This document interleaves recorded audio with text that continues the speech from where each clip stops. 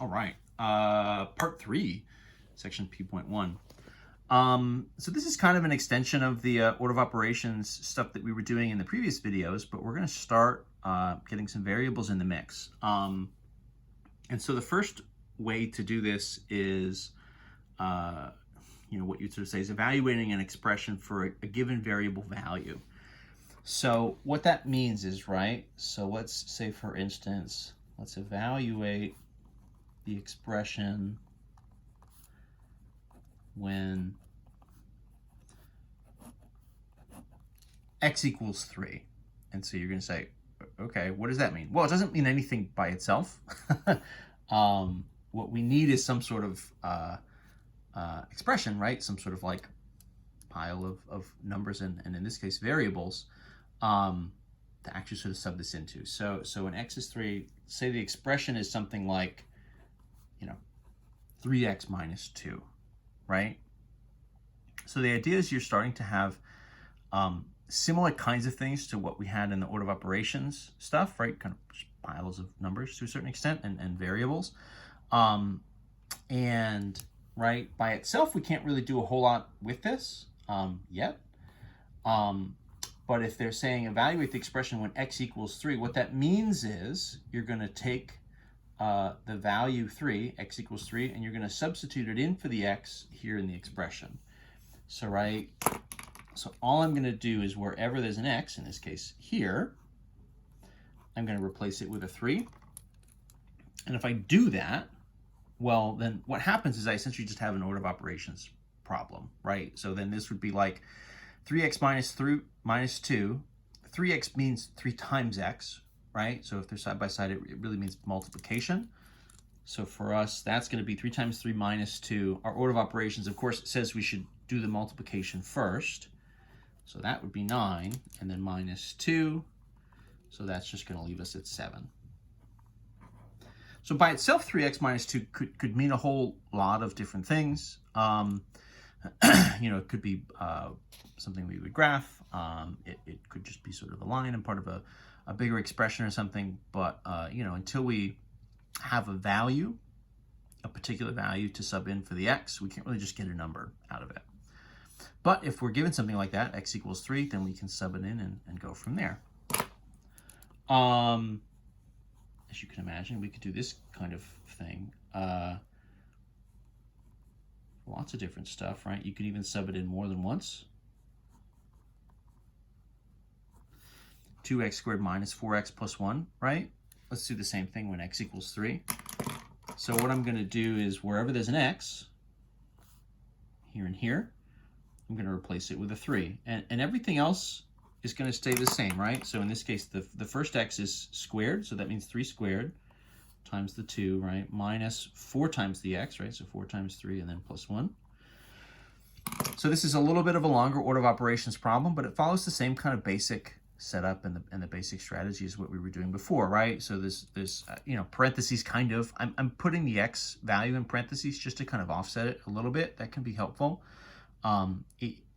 There's no extra work to do here, right? It really just means 3. So in this case, 3 squared, right, which would be 9, right? 4 times 3 in this case, right, is 12.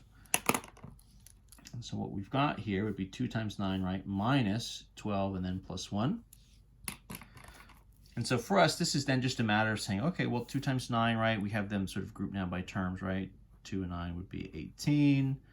Right, kind of minus 12 and plus 1. So, okay, kind of just moving left to right. 18 minus 12 is 6. And then 6 plus 1 would be 7. And that would be our answer. That's the basics of it, right? That's the idea. You could also do this kind of a thing with multiple variables. Evaluate when, x is negative 2, and then your y is like positive 4 or something, right? I wrote it, but you can't see it yet. Let me shift this up so you can see it.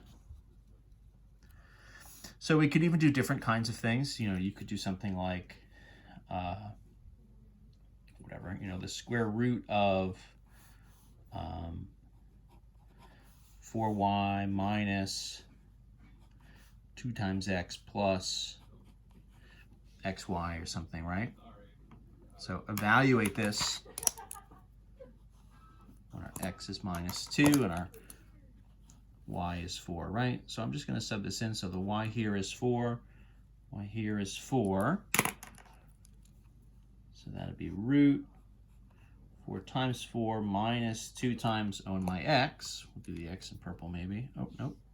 I totally messed up my, oh no, my x is red. Here we are. Minus 2, right? And then this guy is minus 2. So the one reason I like keeping your x's sort of in parentheses here is because, right, in particular when you're subbing in a negative value, right? So this is negative 2 times x, so this is negative 2 times negative 2. If I don't have that in parentheses, it's going to look like minus 2 and then another minus 2, which in some sense is maybe going to kind of throw you off a little bit. You know, this would be multiplied, so negative 2 times negative 2 would actually get us a positive 4, versus if that was like a minus 2 minus another 2, we'd end up at like a negative 4.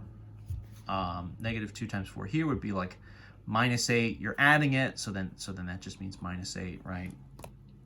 And here, right, root 4 and 4 is going to be root 16. The root for us, the root of 16 would be 4. We kind of have it right here, right? 4 times 4, so great. So that'd be 4, right? Plus this 4 and then minus 8. And well, that's going to give us 4 and 4 is 8 minus 8. This whole thing clears out to 0, which is fine. These are all just sort of generic numbers. It's not really the case that we're trying to sort of hit any particular values here. If we get a 0, then that's all well and good. I kind of just pulled that problem out of a hat. I wasn't trying to hit any particular kind of solutions. So it's not any better or worse than any other numbers. We could get fractions here. We could get positives, negatives, zeros. You know, all that stuff is in play.